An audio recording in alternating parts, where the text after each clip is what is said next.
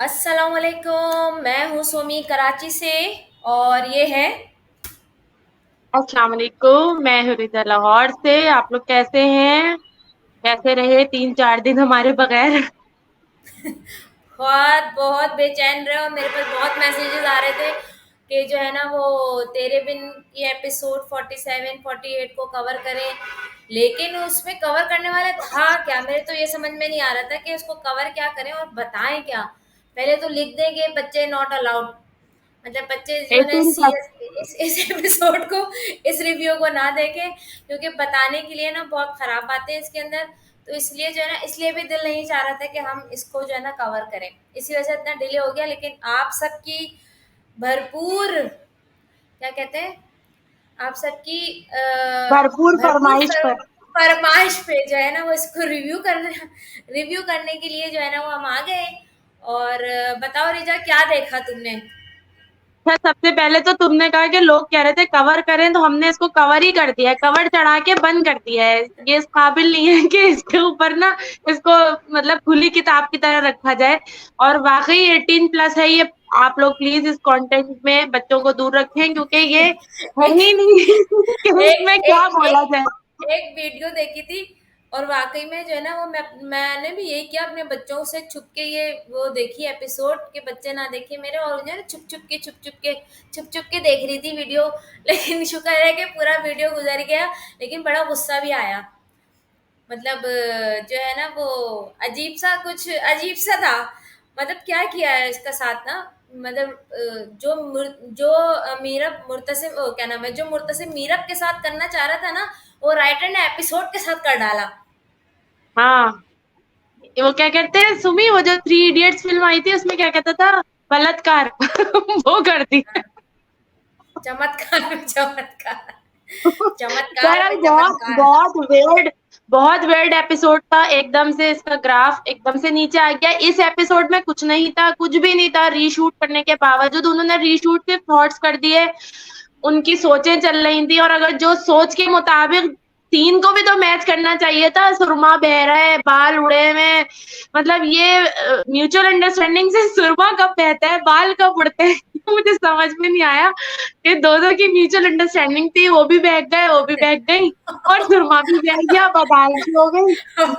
और हया हया का सीन देखा, आवाज नहीं आ रही अंदर से कोई।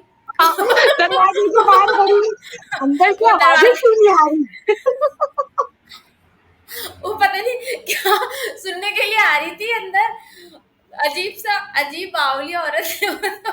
पता नहीं किस दुनिया में रहती है वो, कि खुद ने ये, मतलब खुद ने चाल चली, खुद ने ये सीन क्रिएट करा, और फिर बाहर खड़ी होकर आवाजें सुन रही है, आवाजें नहीं आ रही है। नहीं, वो मतलब एक्चुअली पता है वो आवाजें ना, एक्चुअली वो ये कहना चाह रही थी कि अंदर से लड़ाई की आवाजें नहीं आ रही, लेकिन जो पीछे चल रहा था ना उसमें ये जाहिर हो रहा था ये कौन सी आवाजें सुनना चाह रही है।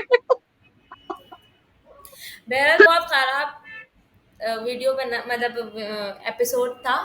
और क्या नाम है, बिल्कुल भी जो है ना वो कम बजट में, कहते हैं ना, थूक से पकौड़े तल ली थी, क्या नाम है, प्रोड्यूसर राइटर सब लोग, कि वो कम सीन, कम से कम जो है ना वो उनको रीशूट करना पड़े।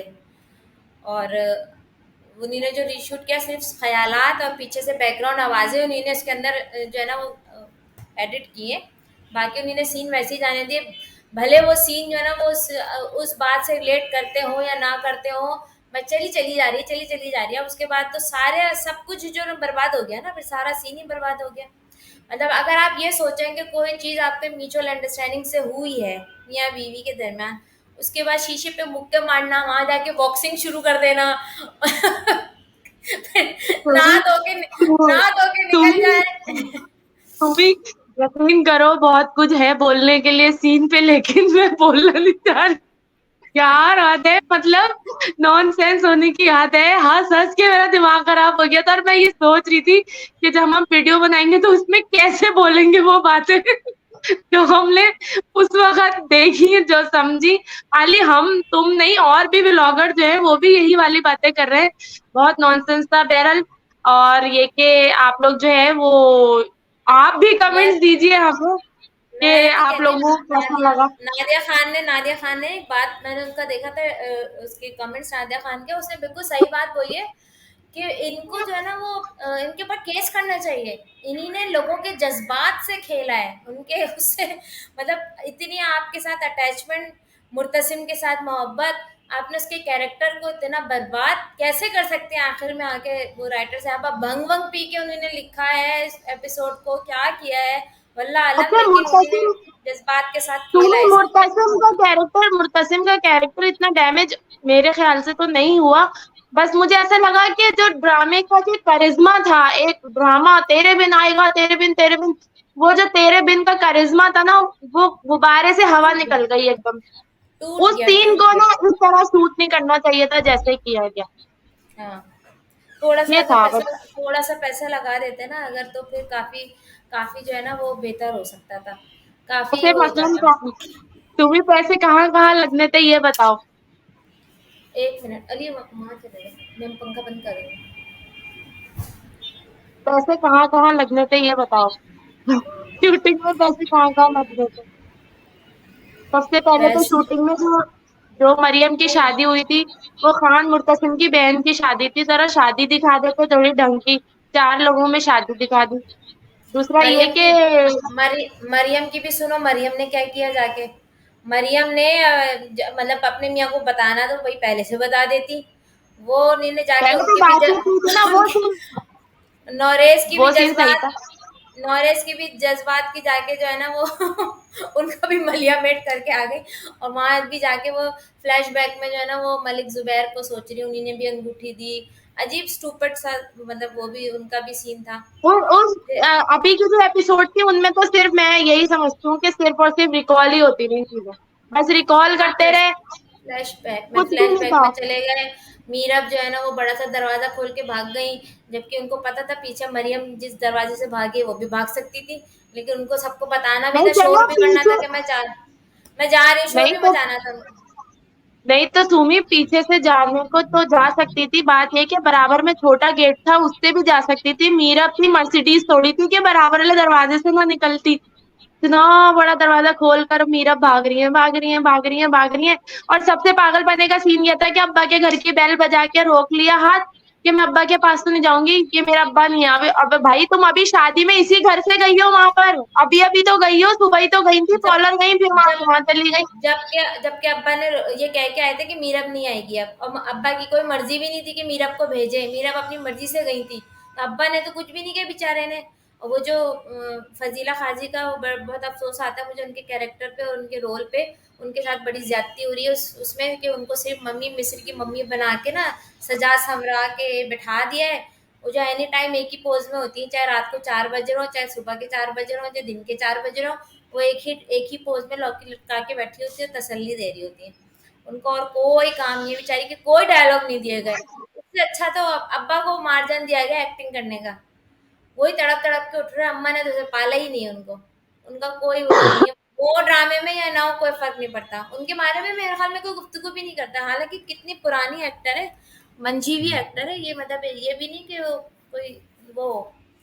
बहरहाल, और उसके बाद जो है वो, अब देखो मीरा को क्या होता है, वो मुर्तसिम जब उनको होश आता है तो वो ढूंढेंगे उनको अब और क्या करेंगे। अब वो मीरब को तलाश करेंगे, खज्जल ख्वार होंगे, और अपने साथ बख्तू, मुझे बख्तू पे बड़ा तरस आता है, बेचारा बिला वजह घसीटते रहते हैं सकमियां साथ में।